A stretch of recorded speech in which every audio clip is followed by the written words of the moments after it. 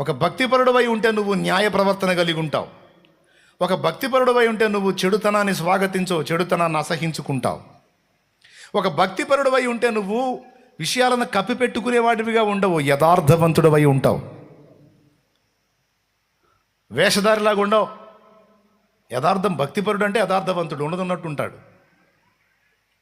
ఇంటా బయట ఒకటే.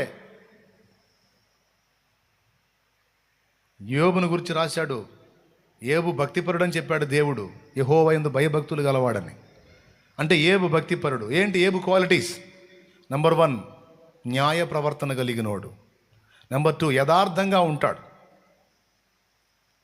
నెంబర్ 3, చెడుతనాన్ని అసహించుకొని విసర్జించినోడు. ఇవన్నీ ఎందుకు రాయించాడండి గ్రంథంలో? మన కోసమే. వాళ్ళ జీవితాలు చూడండర్రా, వాళ్ళ జీవితాలు చూసి జాగ్రత్త పడండర్రా.